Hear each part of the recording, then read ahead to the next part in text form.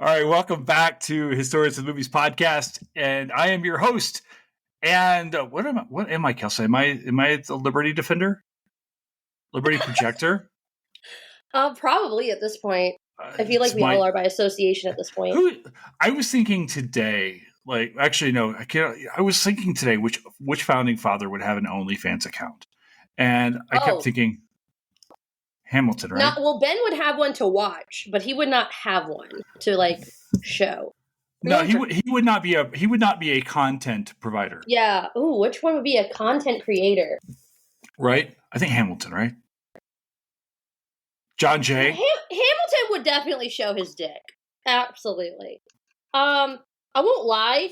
I think the one who would be the best if we just got to pick one, Lafayette would be the best content. Okay, I have thoughts on Lafayette this episode too. So oh my god, I have Temple. Okay. Let's be honest, Temple's the only one who would be a real content creator right now. Fuck a bunch of Temple Franklin is what I have to say, because I am watching this. I just say it louder for the people in the back. I just don't give a shit about this storyline. I'm like, can't the English murder him or something?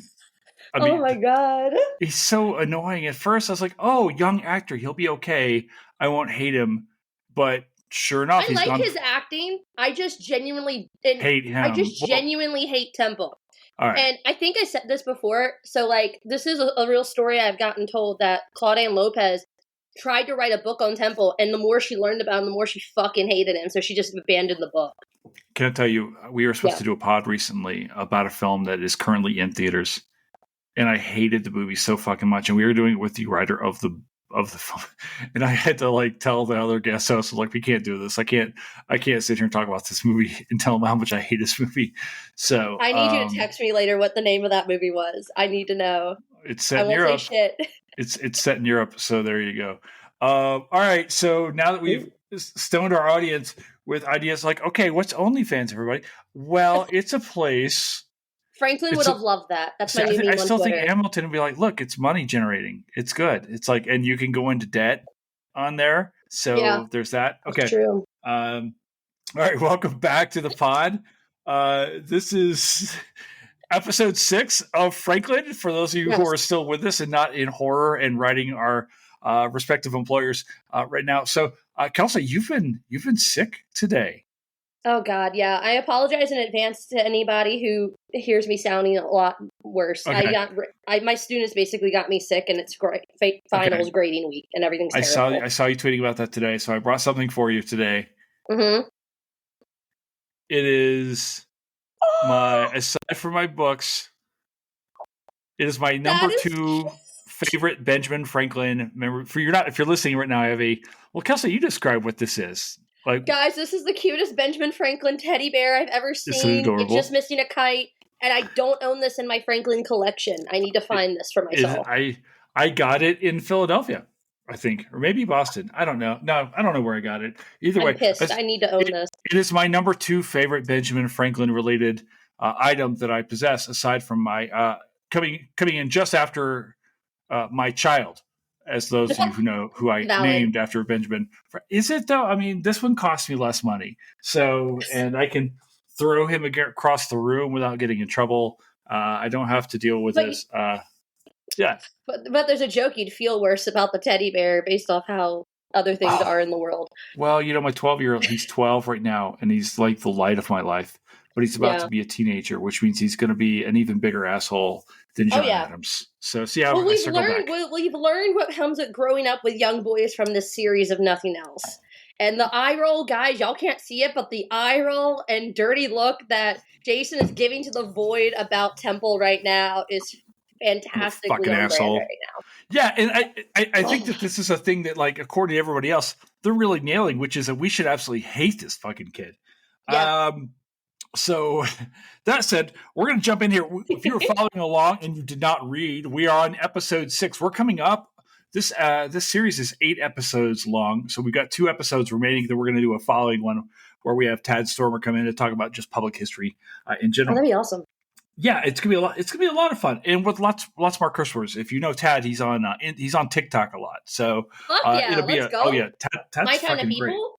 Great. He's terrific. I can't figure out TikTok. Kids with them, and they heard that, but I also don't care. No, who gives a shit? They're not here.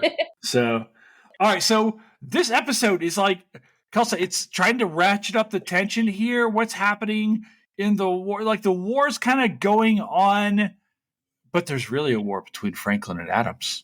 Oh yeah. A war that is put to rest very quickly in this episode. So, do you want to pick us up and tell us, like, generally where we are as this episode starts off, and give us your thoughts on this episode? Okay, so I will try to make this succinct, but I have so many opinions, and I'm doing more hand gesturing to those who can't see right now that Jason's never going to see before. Okay, so first off, within the series right now, this is coming off after, I want to say because of Adams being there and the timeline, and they're thinking about down the road and debating doing peace negotiations without France's permission, or the French court trying to do behind the back of the Americans to end the war, supposedly. I'm going to say we're late 1779. They weren't specific. Yeah. There wasn't like a title piece. Exactly. It's the timeline for me in my brain is late 1779, maybe early 1780, just depending on when everything is. Because it's tracking when Adams leaves, and then further along with the planning, like, for spoilers for those who are, go figure, who don't know about the American Revolution, Yorktown happens, and they're kind of alluding to, like, the eventual setup of Yorktown clearly in this episode, right? But what's going on at this time is Adams is there. At this point, he's incredibly frustrated with Franklin. He doesn't like how he's negotiating. He's like, no, I need to do things that are right on the behalf of Congress and the Americans, and, like, excuse me. I'm drinking a beer, so I just burped. I'm so sorry, everybody listening. So he feels like the need to take... for the OnlyFans reference, so go on. I mean, fair. So he feels like he needs to take France to task to hold them up to their bargain and everything like this. Right. But, again, I was spoiled with the first 10 minutes with all their conflict. I was like, yes, this is the good shit. For me, this is what we were waiting for. This is the moment I was like, how does this happen? And I love seeing the play-by-play of Adams and Vergennes fighting. For those who don't know, this conflict between Adams and Vergennes takes place through letters, more so in person, because we have a back and forth that's available. For those of you who like your founder's chic history, the biography on John Adams by McCullough goes into pretty good in depth about how Adams goes back and forth with Vergennes, and he writes it off as him, like, respecting American interests and things like this, but ignores the fact that he's overstepping and still offending the foreign power, and just kind of glances off of this. But the interactions that they had showing this were really, really good. It showed France going, what the fuck do you mean? You're going to just suddenly start talking about negotiations with them without ensuring independence? What the fuck do you mean? Like, they supported you to make sure you got your independence. That was the end game, bro. And all these things. And Vergennes being genuinely frustrated with him is, to me, very accurate of, like, that letter exchange that I've read between them several times over my life. And just when Vergennes says, I never want to see you again, it's so accurate. Like, Vergennes just fucking done with Adams, because Adams is not a good negotiator with France. And it comes in being just rude and shit like this. And again, it's very funny, though, because the way they're still portraying Adams, I still don't fucking like it. Because they're making him just an asshole outright, which is not even accurate of Adams. Yes, he's an asshole, but, like, not like this. And it's, again, like, the build up to getting to that point is not well done. It's just they're skipping so many steps to him coming in out the gate like, I'm here to replace you, Franklin, on the previous episode or whatever, or the episode previously before. And this just instantly in conflict, instantly coming out like mad with what France has been doing this whole time, instantly antagonizing Franklin.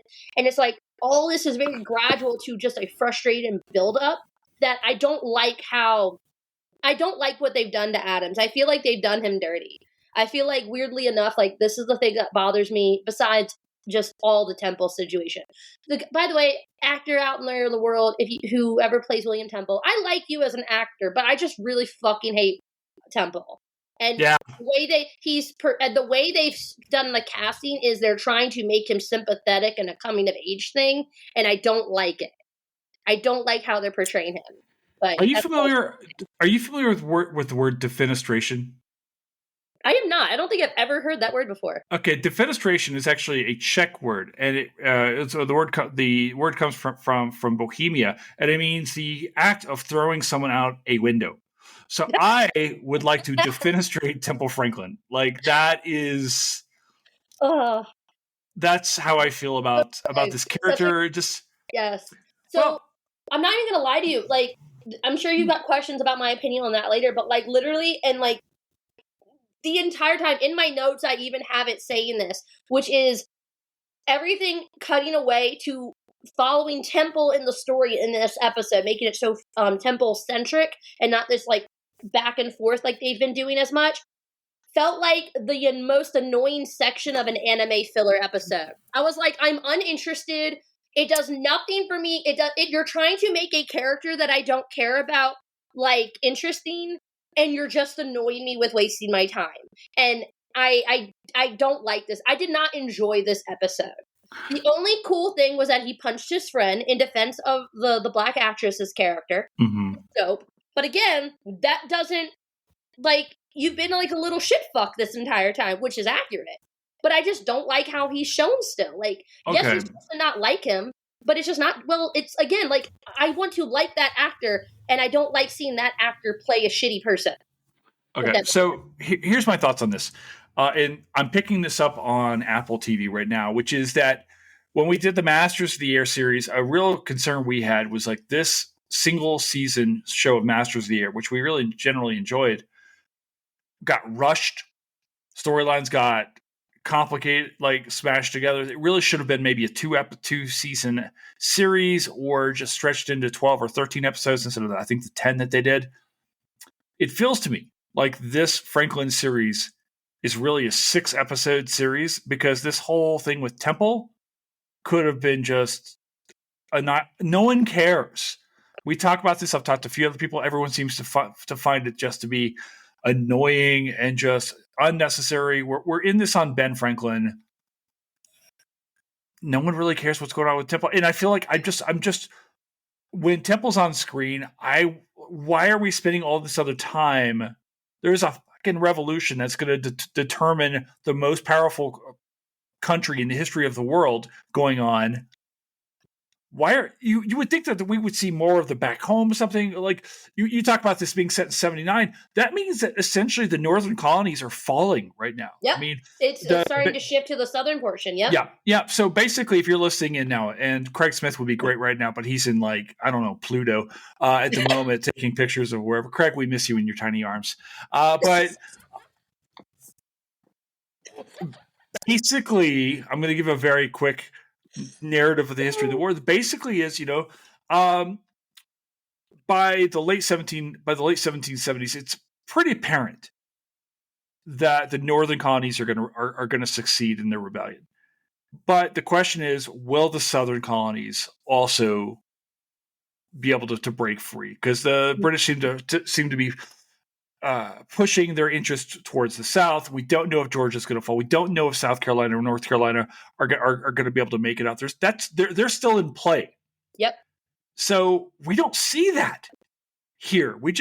There's a debate over, hey, we know essentially what we're getting here is enough of like the war is going well enough to where the British are considering talking about a truce here. That's not the case early on. But again, that's one of my frustrations with this is that we never really see this. Instead, we're watching a teenager throw a temper tantrum across I fully France. agree with you. I really wish they used this episode more to see the British propaganda efforts.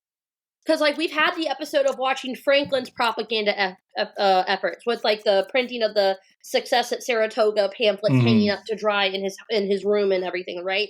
I wish this episode was more pushback from the British propaganda side and showing more of Stormont, especially because, like, Stormont at this point, by the way, for those who are listening, he is no longer at this point, I believe, in France. He's eventually recalled because of the ongoing war between France and England, because England's like, France, you've recognized our colonies separating. War, France goes, well, we've recognized them, so fuck you too, my guy. Right. And then whole different fronts happen and open up. But I really wish that was the other side we would see of that, because it's still showing the conflict of the war, but it's still in France. Like the propaganda war between Franklin and the British in France, to me, is super, super fascinating and really, really interesting that they could have not exploited, but like used to push all this undermining shit. To me, doing that would have made more sense also. Like, why are they reaching out now about peace terms, you know? Would that be influencing the French court's opinion on moving towards working with the British? Like, I feel like that angle would have made more sense to see here versus, again, like you said, a temper tantrum of a young man. And I won't lie, I can almost guarantee you somebody read the book is back there on my shelf somewhere, but I can't see it from here. Sheila Skemp's book, who wrote like the book on Franklin and his son, the Loyalist son split. And there's a new book that came out a few years ago that did the same thing. I can almost guarantee you the writers like at least familiarize themselves with the breakdown of that father-son relationship, and are trying to do like a parallel in slightly inverted version with Franklin and his grandson. Instead of just doing it what it is Temple has fun partying, becomes a European and a Frenchman, and doesn't struggle with this identity shit, and they're trying to make it more than what it is. And like, I get it, but also, bro, like, I don't like that. I hate this episode, y'all. Yeah. I'm sorry. I fucking hate this episode. I was so underwhelmed. And Jason, I need to fucking say it. Fucking say it. I'm pulling up my notes so I say it exactly how I wrote it down. Okay, go ahead. The fox hunt felt like a filler episode in an anime, and it's up there with the wolves in Twilight as far as CGI goes with the fucking stag. I fucking hate the goddamn stag. This whole, it's like looking into the Temple's eyes as he's about to be stabbed. Like, bro, no, there was no point of that. You could have just had them being like all drunk and shit, and then just cut to the shitty friend like cheating, making it obvious he's been cheating on his girlfriend scene. It was a waste of 10 minutes of my life I will never get back. I hated it. It's so fucking bad. So here's the frustrating thing, right? Like, so HATM is like my life now. So when I sit down to watch a film, I usually take the phone and put it away. And I usually have a notepad in front of me so I can sketch out notes and just kind of, you know, in a case like with this series, like I can just kind of guide the conversation, interject something or whatever, just kind of make notes. Okay, I like this, don't like that. Okay, this is a good thing to talk about, whatever. Yeah. I felt like this episode, I kept like picking my phone up and like fucking around with it the whole time, right? Yeah, I don't blame you. It's a shit episode. Okay, so the other thing that I feel like I'm missing here that I kept watching for. And I, you know, again, I get we can't even say, oh, well, the focus should be on Franklin when clearly 40% of the show is on Temple at this point in time, or at least in this episode, which was annoying. You know, one of the things I want to see is this Franco-Spanish alliance that occurs during the American Revolution. Okay, so again, for those of you who are maybe less familiar with what happens in the American Revolution, Spain also plays a role in the American Revolution. They never ally themselves with the colonies, but they do ally themselves with France and play a role in taking back some English possessions and so forth, right? Yep. So, but we haven't seen that dialogue. Yeah, I fully agree with you, because this is the point where Galvez, who is because Thank you. Galvez is a fucking badass, y'all. Okay, yeah, for those who don't know, Galvez at this point in time in 1779 and I want to say it's in 1779 and 1781. Galvez, who was the royal governor of French Louisiana at this time, retakes both portions of Florida. So they again, like, Thank you. Jason here is the expert on this because he's the Florida history guy. But like, that is a British-controlled colony still. That is not part of the original 13 that rebels. It has Catholicism and shit and still going on it because it was a Spanish territory. It gets taken by the English during the 7 Years' War. And then Galvez straight up invades the area and takes all of Florida back for Spain. Mm-hmm. And part of that is because the history of going back between Spain and France with the family compact. And so they're by default always united with each other. And Spain fucking hates the colonies. Like, no, they've been pushing into our fucking territory. Fuck these guys. And it's this whole thing, and it's crazy. But yeah, no, I fully agree with you. Like, that would have been really more interesting to hear and talk about with what's going on with all this stuff, and like reclaiming this area for France and then eventually for Spain again, and all these other things. Like, that would have been much more interesting, especially like reading about that in like the British propaganda or Franklin's propaganda machine. Like, I wanted more. He's a printer. The whole point is he's the printer. Show us It him would have been really printing. good. We really should have had. I mean, doesn't it feel, Kessel, like we should have had like these kick-ass montages or some shit, right? That Something. would have made this better. And you're absolutely right. Like this idea about what happens with East and West Florida is fascinating. For those of you who, again, I keep talking down to the audience. I'm sorry, guys, but Florida is not really part of this narrative. It's a real frustrating aspect for me as a Florida scholar. But there are There's two a great Floridas. book There's on East and Galvez. Yeah, Oh there's a yeah, great book on right. Galvez that's like 5 or 7 years old at this point. But anybody who's interested in like the American Revolution from the French and Spanish side in Florida, I can't think of the name of off my top of my head. I think it's just literally called Galvez, but it's fucking good, and y'all should read it. There's a really terrific book by Kathleen Duvall called Independence Lost. It's my favorite book on the American Revolution. So if you're interested in learning about what's going on in the South, like in Louisiana and in the Floridas, it is a character-driven book. You get to learn about all these really interesting people and these like different nationalities and different ethnicities. It is a wildly different story. Not only in the South, but in the Gulf South. It's a Gulf South history of the American Revolution. It is, for me, it's terrific. Why didn't I? Shit, I should have invited Kathleen on the spot. I'm such an asshole. I thought you had. Like, what? I would. Kathleen Duvall, if you're hearing this, please come hang out with us. I'm such a fan of hers, too. She's, like, amazing. Like, when that book came out, I tweeted about it, like, every day. And I was like, I have to stop because it's going to embarrass this poor woman. Either way, awesome. go buy her book. It's actually, I've got her new book here on my table. I want to read the new book. It looks good. But everything she does is amazing. True. Kathleen Duvall's one of my favorite historians working. I can see that. I can see that. She writes. This is just turned to us fangirling over Kathleen Duvall now. But like the stuff she writes about is just so fucking interesting, which is really really nice. And like it's because a lot of people like again like you just said, a lot of people like don't think about Florida during the war, but it's just as fucking as important when you think about the role of the American Revolution in a lot of ways.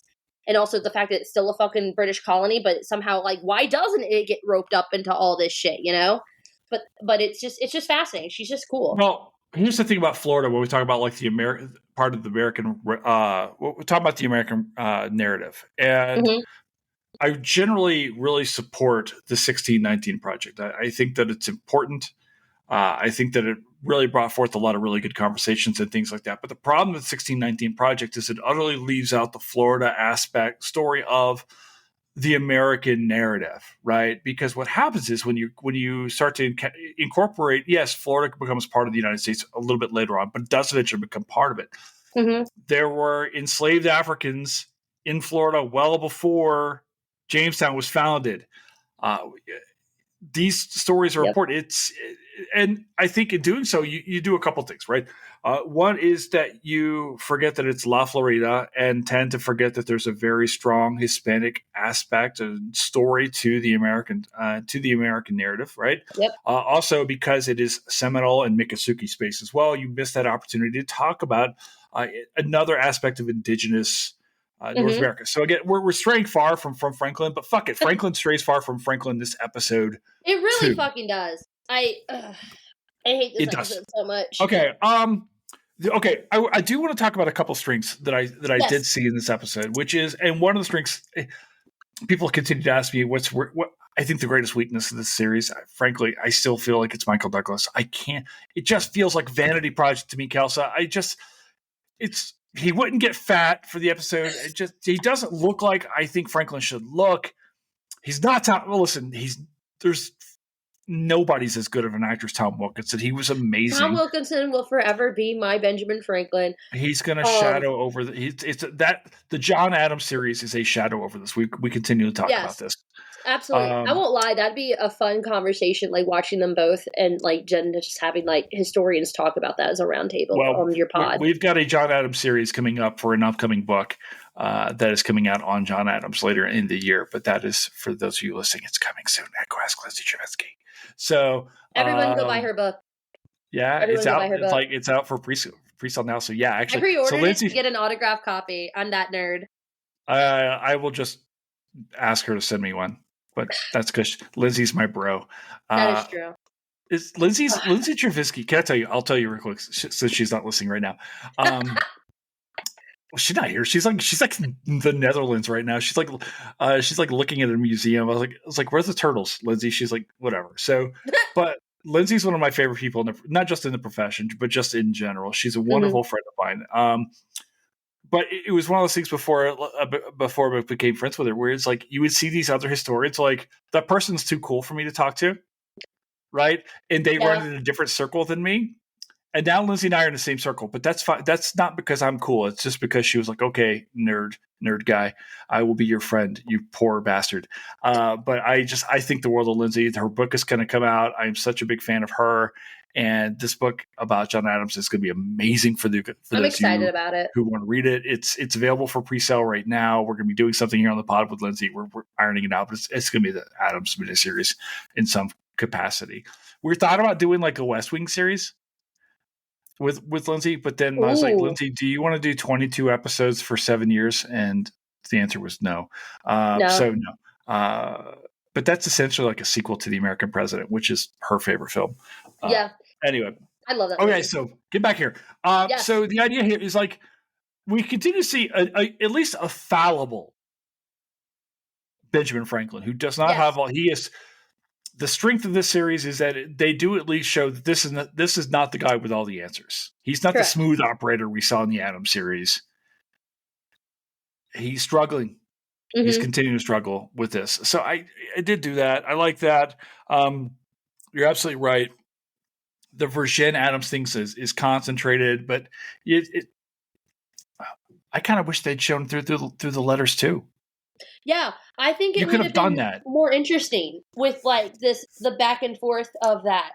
I like what they did for that scene, but again, like, why couldn't they have just dragged out more from last episode of Adams being frustrated with who Franklin has over on his own dinner parties and stuff, because he has his own celebrations and like every other night dinners, and Adams becomes frustrated with it, or showing him at the Brilliant table with that story I've told you about where, he's under the belief that both the Brilliants are okay with the mistress at the table.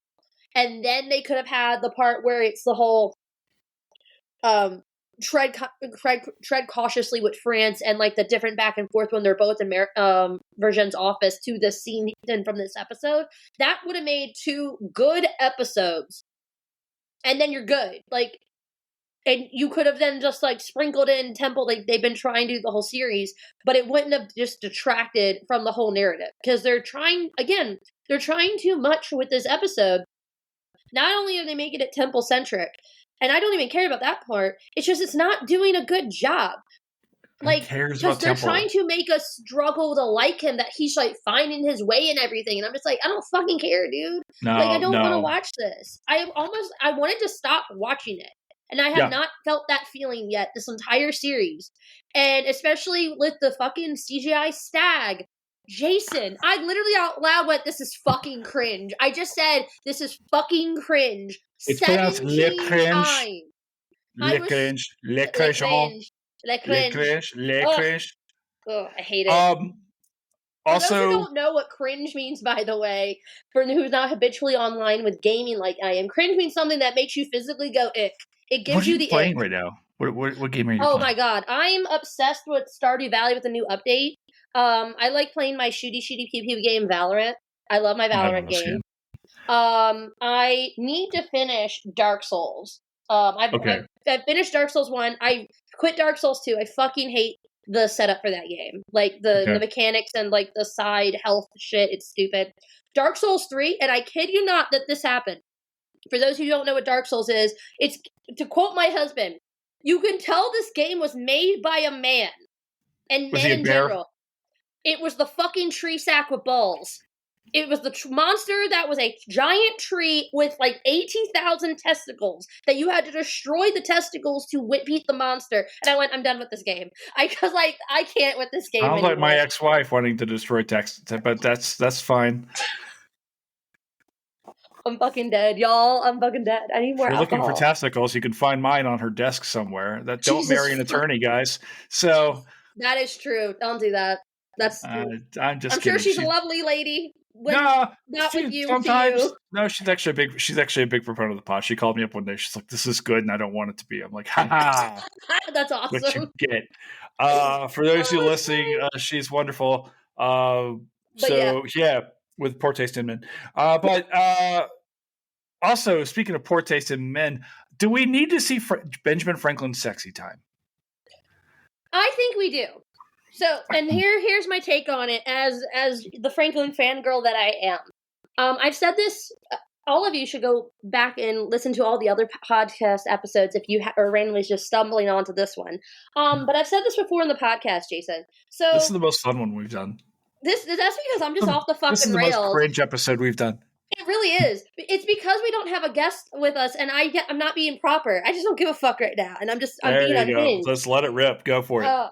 Next episode, I'm gonna be chill. Like, I don't want to embarrass myself. Do you know do you know who you're talking to on Sunday? You told me it was Freeman, right? Yeah, Joanne Freeman. I'm going to literally shit myself. I'm going to be so excited to talk to her. Jason, I can text her right now and tell her. No. I'll just text Joe. Have you met Joanne? Have you met Joanne yet? Have you met her yet? No, y'all can't see it, but I'm blushing right now. Shut the fuck up, Jason. Anyway. Joanne Freeman is 3 apples tall. She is lovely. She is the most lovely human being you're ever going to meet. I adore her.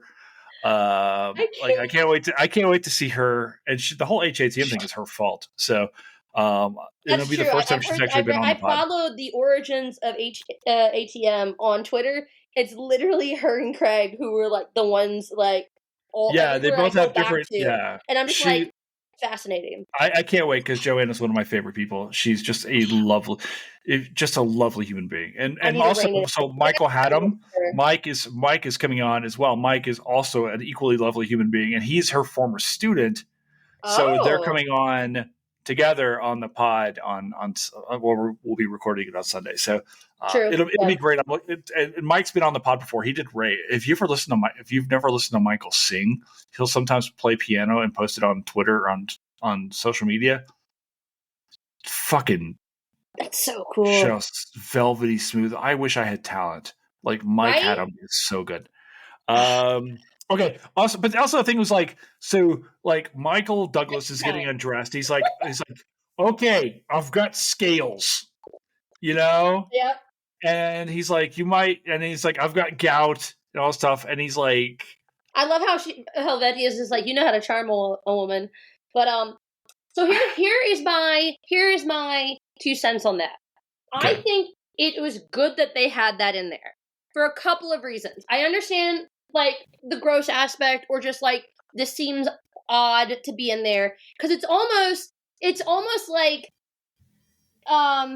what's the word I'm looking for? It's almost making you fall like out of love with the concept of Franklin seeing it, I guess, right? I guess, yeah. It's like, but here's the thing. That's true though, because again, what is something that I've said this entire time, Jason?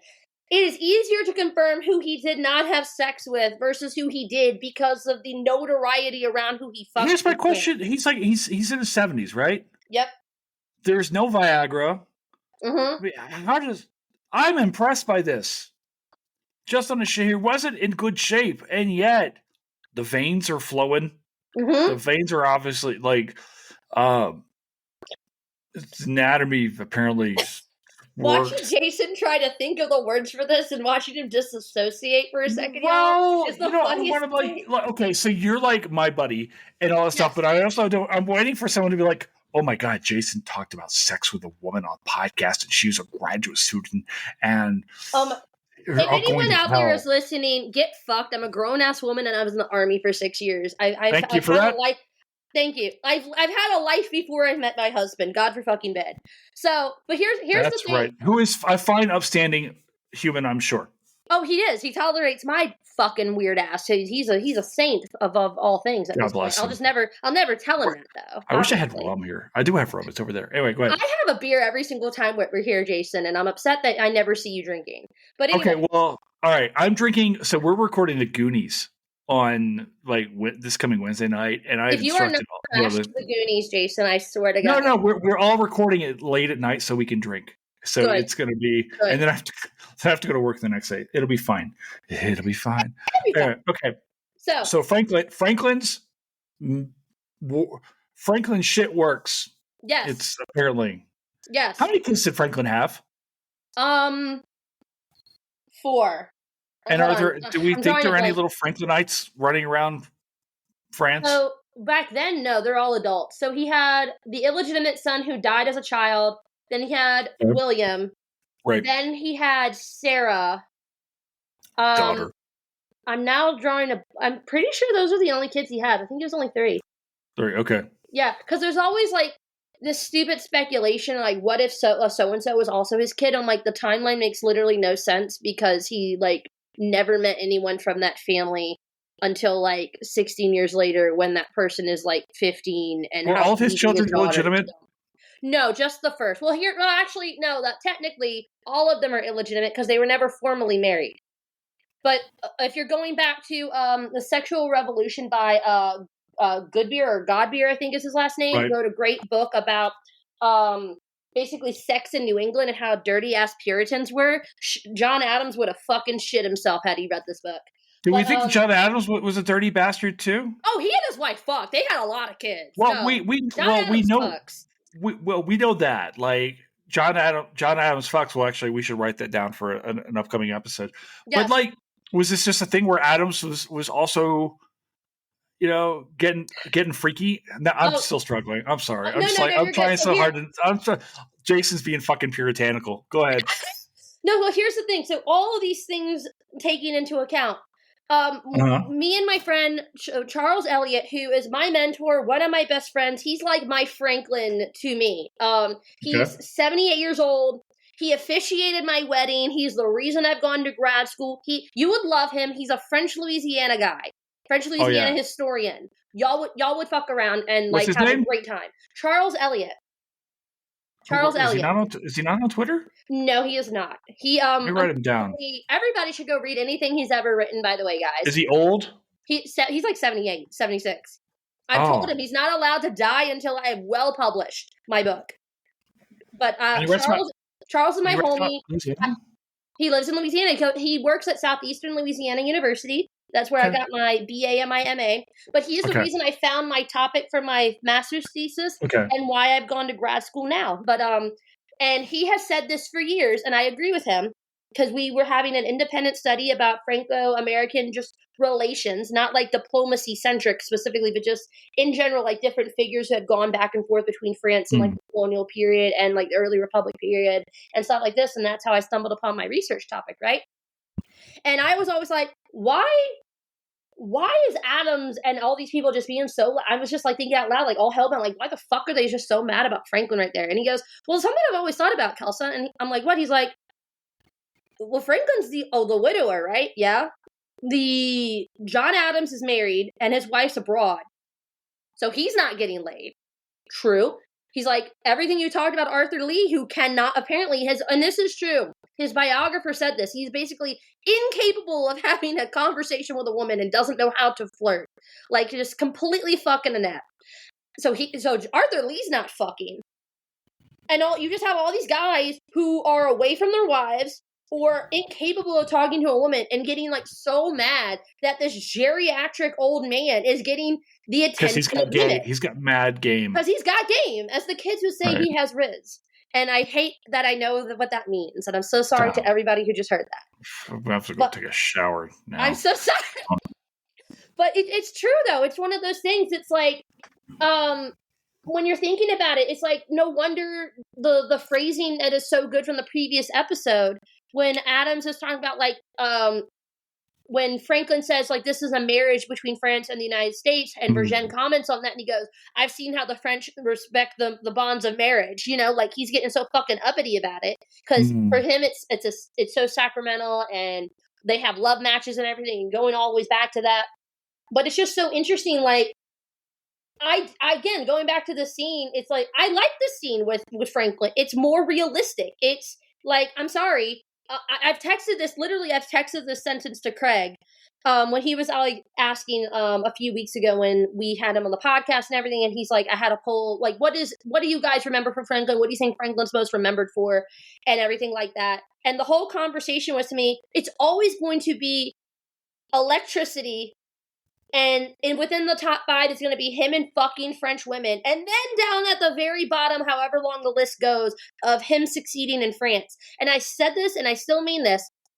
To this day, average white men in America are going to be envious and ask about Franklin with women in France because it's the aspiration for men to fuck a French woman. Think about every comedy movie in the 90s, American Pie, all of them. They always have this thing French where woman? it's a French woman is the goal. Like, think Really? about it. Think about it. French women aren't Latina? Well, you're not wrong, because Latina women, yes. But again, in the 90s, the staple thing of like the most sexualized woman was always a French girl. It was always the French foreign exchange student. So I really like this because it's like it like makes you go, realistically. Oh, you know what? If we go back, was it Better Off Dead? Where was the one, like, the John Cusack films in the 80s too? Mm-hmm. It's always the French girl. That's one of those things that every guy, like, frat boy in a 90s movie aspired to, was to fuck a French woman, you know? Okay. And all right. Let's be honest, we all have those friends who had studied abroad in France who were like really excited and hoping to have a threesome. I have like 3 guy friends alone who was like, that was their goal on study abroad. You don't have to go to France for a threesome. But again, it's Cleveland France. If you want. But again, it's France. There's something about that entices men, and that is their obsession, and it's fascinating. I promise you it's not France, but all right. I have a question. There's something else with France.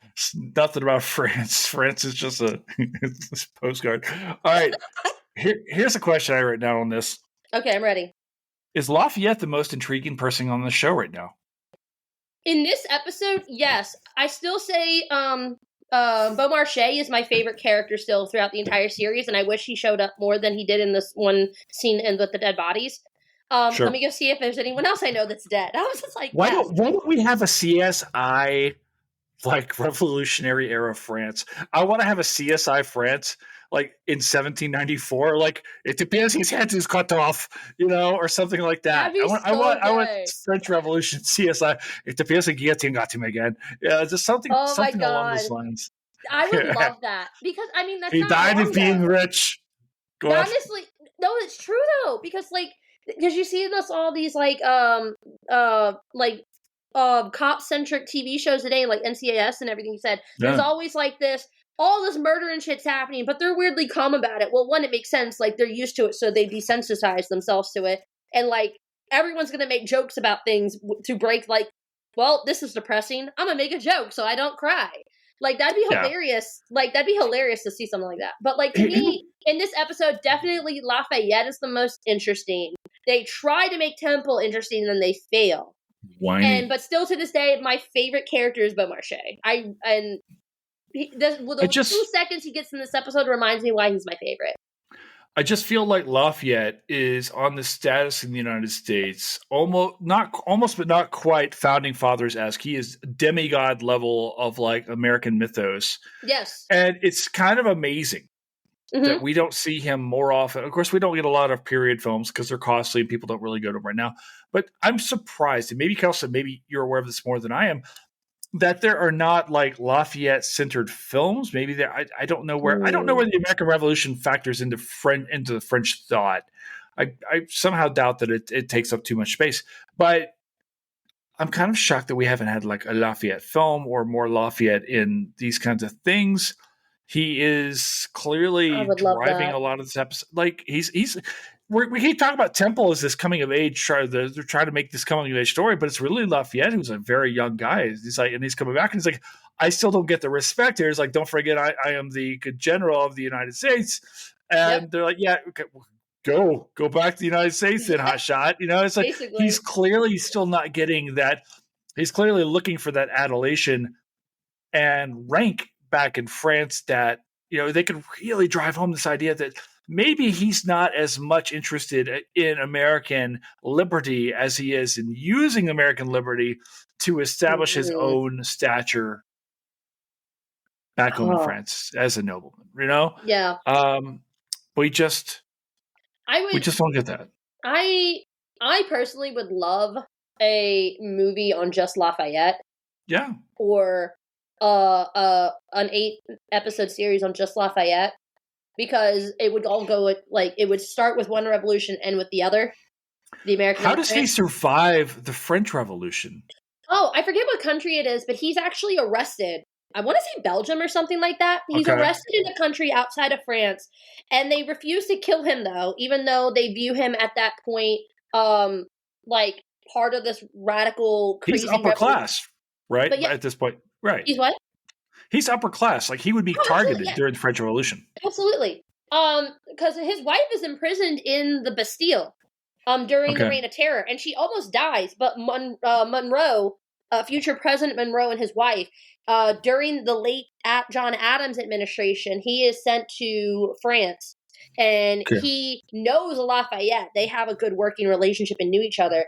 He goes to the Bastille with his wife, and they embrace his wife, and they save her from the guillotine. But Wow. from what I Okay. remember about Lafayette, at some point he ends up having to leave France because of the Reign of Terror and things like this. He ends up being arrested in another country, but no one kills him because they're too scared of what would happen with the United States. Because it's well known of the it's affection. well known of his status in Okay. the United States. They understand that he is like the other son, like the son he never had to Washington. And again, Right. it's that thing like he is to this day, like, Franklin is viewed as like the citizen of the world. If you look on the bottom of my freaking little bust of Franklin, it's one of the things they talk about with him. But Lafayette is considered the hero of two worlds. He's considered the hero of the French Revolution, the hero of the American Revolution. And with that, a lot of power comes behind it because he's so notorious at that point. People are scared to kill him. Yes, he's a now quote unquote citizen of France because they don't have a subject since they've killed the fucking monarchs. But like, they're scared what this is going to happen with the United States. Like, we don't want to piss them off when we have a working relationship with them, or at least like everything. Well, that the United is going States and France almost go to war almost immediately after the American Revolution. Yep. You know, the relationships between us are not bon immediately, right? So. Oh yeah, exactly. Especially because going into right afterwards, there's the issue of the debts that's paid back, and eventually, what has happened is France eventually agrees to basically disregard the debt, and other things happen. I'd have to reread. We get a PPP loan from France. Basically, we end up not having to actually pay it back. That's one of the whole thing that That's one nice. of the things that Hamilton we has to paid it back handle. on June 6th, 1944, ladies and gentlemen. We'll never forget. Go on. You're not wrong, actually. So what ends up happening is Hamilton, when he is Secretary of the Treasury, eventually ends up like dealing with the foreign loans and foreign debt situation. This is something we can ask Dr. Freeman next week, or I guess this Sunday, actually. Her name is Joanne. I don't get to call. I can't call her that until she tells me I call her that. J Dizzle. J Fizzle.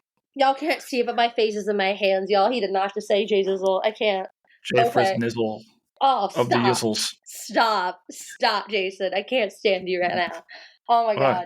What was I talking about? I'm so thrown off that you said that. Oh yeah. So long story short, as soon as the independence is declared, France is not really liking the United States. And the biggest reason because of that is because the Americans have gone behind France to make a deal for independence without consulting France. Like, that's this is a big problem. Thing. This is a real problem. Yes. I am interested in how that is going to show up down the road because, and I think I know how they're going to portray this because in this episode, this is one of the things that I liked about the episode. Again, like that of the 10 minutes that I liked in this entire shitty episode. When you have Maripal passing away, who at that point is basically like the equivalent of like the chief of staff of the cabinet. He is the head the head minister of Louis XVI. He passes away. Vergennes gets the promotion, as they talk about in the show. This is very timely death for Vergennes. I mean, this kind of this works in the Americans' favor. Absolutely, right? Absolutely. Because he is so old at this point and doesn't have a lot of control over the other ministers. That's why you see so many things happen behind the scene between Vergennes, Turgot, and the other character. Yep. And because Maripal doesn't have the same power that he used to, being able to control the ministers, which is part of the issue. But what I am interested in seeing for the future episodes is how they have Franklin and Vergennes interact when independence has been achieved and then there's a peace treaty with England. Because The story goes supposedly that the entire time with negotiations, a good 6 or 7 months of it, Franklin is unable completely to talk about negotiations because his gout is so bad. Like, he's like begging at this point to like send me home. I'm not useful here anymore. Like, actually, like, I'm basically dying. Like, send me home. And I'm like, no, you need to be It there. is an incredibly painful affliction. Oh, yeah. There's a reason, like, they show him literally, like, cutting his own foot in this episode. Yeah. Which I won't lie, they need to show him in more pain to be accurate. That's just my opinion. I don't feel like Douglas is acting in this series. I can see that. I can see that. Because for me, again, like, again, I grew up on Douglas movies, but the thing that I can't get over, I'm like, I just really don't like Temple. Like, and again, his Wouldn't it be great if actor's a good Kathleen actor. Turner showed up as like someone? That's what I want. I want Kathleen Turner and Danny DeVito. I want the final sequel in the trilogy to Oh my Romancing God. the Stone and Jewel of the Nile Oh my in this God. series. Romancing the That's what I Stone want. was my shit growing up. I watched It that was the movie so many closest. times. Well, I mean, everybody in that era was really trying to make the next Indiana Jones esque film. Douglas came the closest in that movie. I didn't like the second movie. I didn't try finishing it. Jewel as of the a kid. Nile? Yeah, I didn't try finishing it. It wasn't as interesting to me. I still will never forget the fact that the Joan Wilder and like all these cartel guys have read her romance books.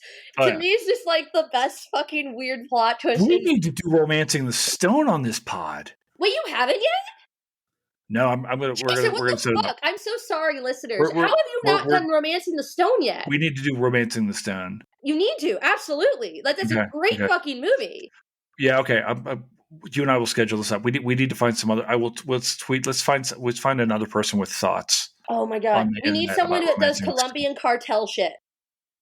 We will find somebody. I've done plenty of Colombian cartel shit in my 20s, but I'm fucking dead, y'all. Oh, this is great. I love being here. I'm just along for the fucking ride. This is great. Well, I did not have an adventurous 20 years young experience that I thought I did. Oh yeah, no. I used to sell cars. And like one of my best friends' father-in-law used to work for what's his face in Colombia? Escobar. Escobar. He used to work for Escobar. So I know him. He's not allowed in the United States anymore. Oh yeah, I know. He's great. He's fun. Oh my God, that's nuts. This explains your love for Cuban cigars. No, my love for Cuban cigars has a lot to do with just my love for like Ybor City and like my father-in-law was from Ybor. He's this little German guy, but Cuban women especially, like if people are still listening, like yeah, Jason's actually a dirtbag. So oh my God, it's great. I'm gonna fucking die of starvation out here in Colorado now that I'm single again. It's just like it's so bad. We'll find people. Are we? Listen, we can't use Twitter. A Latina woman who will be just as eccentric as you and was willing to throw a shoe at your face, like all the TikTok channels. I know, like we can't use Twitter. I almost married the last one I met on Twitter, so so there was that. So yeah, that's a long story. I love that people here know about the librarian in Denver. So I'm fascinated. No, she's engaged to a guy I call Buffet Bob now in my head. It looks like the Sam's Choice version of me. Just big, dorky looking 36-year-old. The tea is so hot nerd. this episode. You know what? It's fine. There's probably a Franklin corollary in there somewhere. I don't give a shit. Anyway, and the fact that, and to bring this back, the fact that we've strayed so far. It just shows you how uninteresting this episode was because we haven't been talking about the episode. Well, we've tried to. Okay. So to sum up, we've now so in our 5-paragraph essay, to sum up, we've talked about Temple being a douche. Yes. The French want their money back. Their motorpod died. Franklin Franklin still gets it. I don't know how they're going to wrap this series up. We've got 2 hours left in this. What's the natural? Like the hard part of these historical dramas is we already know the conclusion here. Yeah. So where are they going to go with this? I think they're going to rush it. So this is what I'm suspecting. Next episode, if we don't see John Jay, I will be flabbergasted. because John Jay shows up. For those who are still listening, thank you for tolerating. I said he should. I said earlier he should have a OnlyFans page. Go ahead. That's right, you did. Good for me. Oh, we came back full circle to the OnlyFans comment. I'm I love making it. notes. Go ahead. It's true though. So for those listening, John Jay, fascinating dude. I can't think of the author's name, but there's a very good biography on him that's now 15 years old, I think. Great biography. Okay. I need to make a list and just send them to you, Jason, just so you have them, because I have a whole bunch of books in my head. But basically, John Jay and his wife go to Madrid, Spain, and he is the ambassador, basically, to Spain first for the United States. Okay. And he is tasked with traveling around and following the court of Spain to try to also get money there. And the foreign minister of Spain wants nothing to do with John Jay, super rude and dismissive to them. Unlike the French, the French are at least willing to entertain, even when they can't. Because again, there's a reason Vergennes is in a lot of ways called the architect of Franco-American foreign aid. Because even the series has done this very well, showing him being the driving force behind, no, we need to fucking help the Americans. This is in our best interest and in France's best interest down the road overall. We need to do this. Fuck the British, right? John Jay leaves Spain fucking mad as shit, hates Spain, and their association with France, hates France. And so when he gets to Paris and the negotiations end up starting, he is the one mainly negotiating with the British representative because Franklin has the gout that we talked about for 6 months. He's laid up and can't do much of anything, can't go to these meetings and stuff like this. And when he is able to, the biggest thing Franklin does is go, absolutely not paying back for damages to POWs, basically. He goes, fuck them, fuck all of them, no. And it's something that everyone notes in the negotiations, impressive how firm Franklin is, unmoving by the plight of British prisoners of war. And he's no, they didn't do that for ours. And a lot of them kind of insinuate it's clearly still mad about his actual son's loyalty. That's the assumption. Again, they keep downplaying that. That should be go on. No, I fully agree with you. But here's the other thing about this. Jay at one point straight up suggests to the British representative to try to, before negotiations are completely done, to basically go and retake the Floridas. This straight up happens. And it's completely straight up because he is mad about Spain's treatment to him, and this is during one of the phases again when Galvez is running Louisiana, and it's retaken both sides of La Florida. It's a crazy side twist to me going, fuck you, John Jay, you are overstepping like a motherfucker right now. It's one of those moments where I'm damn, Jay, I didn't think you had the balls. Okay. Well, wait a second. Can we look and see if John Jay is on the cast? Oh yeah, let's look it up, because that's one of those things, if it doesn't show up, I'm fascinated, because until Adams gets there, Jay is the hardliner trying to end the war and encourage a separate discussion of peace without France. All right, let's take a look. And then once Adams gets there, and eventually Henry Lawrence, because Henry Lawrence is John Lawrence's father. John Lawrence is, supposedly the at one point lover of Hamilton, a lot of people like to assume based off their letters. Right. I ship it. There's no doubt in my mind that Hamilton was an angry bottom for John Lawrence. That is my headcanon. Nothing will change my mind about this. But Henry Lawrence eventually gets there, and he's sick and everything from travel and stuff like this. Make sure to bring that up to Jay Frizzle next week. I do not have the intestinal fortitude to say that to, as you call her, Jay Swizzle.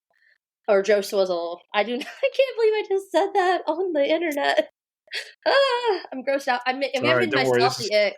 I'm giving myself the ick. One of the fastest rising history podcasts in the entire world right now. That's cool. It's cool. Our numbers are exploding. So I'm going to shit myself after you said this. The YouTube channel will show us. Okay, there's no John Jay anywhere on the cast that I can tell. Okay, and then that means Adams is going to come back full force and be a culmination of just anti-French bullying Franklin energy. Okay. And it's gonna just be him probably. Because that's what ends up happening is Franklin's then outmaneuvered by 3 Americans there who want to make this truce, and then they make him go tell Vergennes about the separate peace. That actually happens. And supposedly, so Adams, so that means next episode, if we only have 2 left. 2. We only have 2 left. That means next episode we will have Yorktown. I hope to God we see something about the Battle of the Chesapeake, because you only have Yorktown win because of the Battle of the Chesapeake, with the French having the first naval battle victory in like a fucking century against the British, and they prevent. I just want to hear someone say guns and ships, but go on. It's true, guns and ships. Taking my horse by the reins, making red coats red with blood stains. You're such a nerd. Go on. You're one to fucking talk, my guy. I see your bookshelf. So I hope to God they have the Battle of Virginia Heights to the Battle of the Chesapeake, because I love talking about that. I have a feeling they're going to show the Siege of Yorktown more like a battle, but then they'll have it win, because that's going to play better with the slight cutscene to the U.S. side. But they're going to show they have to at that point, since John Jay is not on the casting. Adams is going to come back and be an even bigger asshole than he was before, and probably really snooty and like, I told you so energy. Especially coming back with loans from the Netherlands. Because notice in this episode they didn't say that. They just said he's leaving on his own dime. Right? Mm-hmm. They're then going to most likely cut away to Franklin just being told this is what's happening, and he has to talk to Virgin. And I don't know if that's going to necessarily be the next episode.